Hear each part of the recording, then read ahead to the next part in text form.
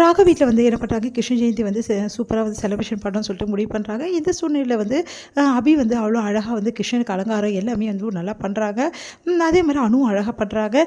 இதெல்லாம் பார்த்துட்டு எல்லாருமே அவங்கள பாராட்டுறாங்க. இதை பார்த்துட்டு சுந்தரி செமைய டென்ஷன் ஆயிடுறாங்க அவங்கள பார்த்து.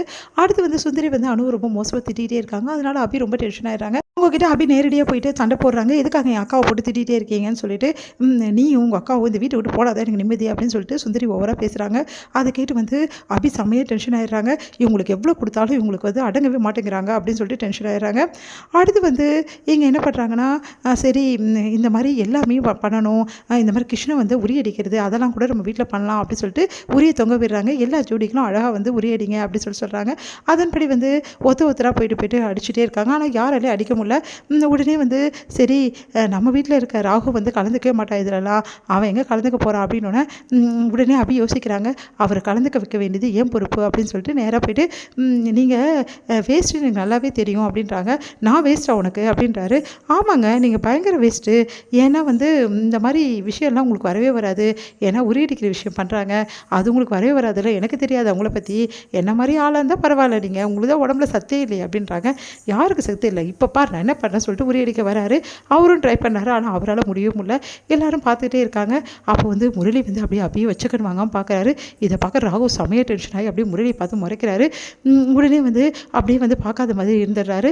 அடுத்து வந்து என்ன பண்ணுறாரு, சரி ஓகே எல்லாருமே வந்து அடித்தோம், ஆனால் யாராலையும் அடிக்க முடியல, சரி அபி அடிக்க முடியுமான்னு பார்க்கலாம், அபி ஏற்கனவே ஷார்ட்டு இதில் அடிச்சிட்டாலும் அப்படின்றாரு ராகவ். அதுக்கிட்ட அபி செமையாக டென்ஷன் இறங்கி இருங்க அடிச்சுட்டு வந்து உங்களை பார்த்துக்கிறேன் அப்படின்னு சொல்லிட்டு எக்கி அடிக்க பார்க்குறாங்க. ஆனால் அவங்களால அடிக்கவே முடியல. முரளி வந்து என்ன பண்ணுறாரு, உடனே போயிட்டு அபியை வந்து அப்படியே தூக்கலாம் அப்படின்னு சொல்லிட்டு ட்ரை பண்ணுறாரு. தூக்கலாம் அப்படின்னு சொல்லிட்டு ஓடி போகிறாரு.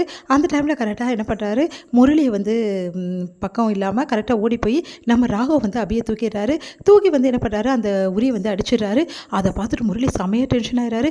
பார்த்து வந்து அப்படியே வந்து காண்டாக வந்து பார்க்குறாரு. உடனே வந்து பார்த்து முறைச்சிட்டு ராகவை அபியை வந்து தூக்கி வந்து அப்படியே வந்து அந்த உரியை அடிச்சிடுறாரு. எல்லாரும் கை தட்டுறாங்க. சூப்பர் கப்பலாக இருக்கீங்க ரெண்டு பேரும், என்ன தான் வெளியே சண்டை போட்டுக்கினாலும் ராகவ் ஒன்று விட்டு தர மாட்டேங்கிறான் பாரு அப்படின்னு சொல்லிட்டு அபிகிட்ட சொல்கிறாங்க நம்ம அஞ்சலி. இவரை புரிஞ்சிக்கவே முடியல, எப்போ பார்த்தாலும் என்கிட்ட சண்டை போடுறாரு, கோவமாக நடந்துக்கிறாரு. ஆனால் எனக்கு ஏதாவது ஒரு பிரச்சனைனா கண்டிப்பாக அவர் தான் வந்து நிற்கிறாரு. இப்போ கூட என்னால் அடிக்க முடியல, நான் அவமானப்படக்கூடாதுன்னு சொல்லிட்டு ஓடி வந்து அப்படியே என்னை தாங்கி பிடிக்கிறாரு.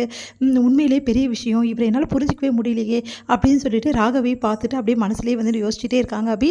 அடுத்து ராகவ் வந்து என்ன பண்ணுறாரு, என்னையே பார்க்குற, நான் அடிச்சுட்டல இறங்கு அப்படின்னு சொல்கிறாரு. நீங்கள் இறக்கி விடணும், அப்போ தானே நான் இறங்க முடியும். நீங்கள் பாட்டுன்னு தூக்கி வச்சுட்டு இறங்குன்னா நான் எப்படி இறங்குறது அப்படின்னு. ஓ சாரி அப்படின்னு சொல்லிட்டு இறக்கி விடுறாரு. என்னடா இவ்வளோ நேரம் வந்து தூக்கி வச்சிருக்க, பரவாயில்லடா அப்படின்றாங்க. சிரிக்கிறாங்க எல்லாரும் கேட்டு. ராகு வந்து அப்படியே பார்த்துட்டு இருக்காரு. அப்படி வெக்கப்படுறாங்க. உடனே இதெல்லாம் பார்க்குற முரளிக்கு தாங்கிக்கவே முடியல, செம்ம டென்ஷன் ஆயிடுறாரு. அப்படியே பார்த்து முறைக்கிறாரு. ச்சே இப்படி நடந்துச்சு, இந்த ராகம் வந்து அபி கூட எப்போ பார்த்தாலும் ஒட்டிக்கிட்டே இருக்கானே, ஒரு நிமிஷம் கூட அவளை விடவே மாட்டேங்கிறான். எப்படியாவது வந்து பழைய மாதிரி அபி கூட பழகிடலாம், சீக்கிரமாகவே அவள் மனசை மாற்றிடலாம்னு நினச்சா இந்த ராகம் வந்து அவள் கூடவே இருக்கான், என்ன தான் பண்ணுறது அப்படின்னு சொல்லிட்டு யோசிச்சுட்டே இருக்காரு. என்னங்க என்ன யோசிக்கிறீங்க அப்படின்னு சொல்லிட்டு கேட்குறாங்க நம்ம அஞ்சலி.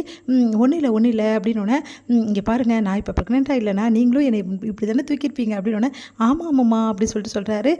உடனே சிரிக்கிறாங்க. அதை நினச்சி பார்த்தா எவ்வளோ சந்தோஷமாக இருக்குல்ல. எங்கள் குழந்தை பிறந்தோன்னே கண்டிப்பாக இந்த மாதிரி நம்மளும் அடிக்கணும் ஓகேவா அப்படின்றாங்க. விளங்கிடும் அப்படின்றாரு. என்னங்க எதுவுமே சொல்ல மாட்டேங்கிறீங்க அப்படின்னோடனே, ஒன்றும் இல்லை அம்மாம்மா நீங்கள் சொல்கிறது தான் நடக்க போகுது, அப்புறம் என்ன 3 பேர் சேர்ந்து அடிச்சுட்டா போச்சு அப்படின்றாரு. இதோட